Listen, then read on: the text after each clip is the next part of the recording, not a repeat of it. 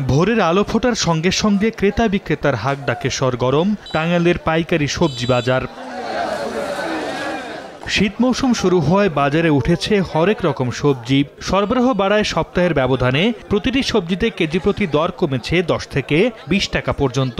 বেগুন 40 টাকা, সিম 35 টাকা, গাজর 45, মূলা 15, করলা 55, শসা 40, নতুন আলু 56, পেঁয়াজ 60, কাঁচামরিচ 40 টাকা কেজিতে বিক্রি হচ্ছে।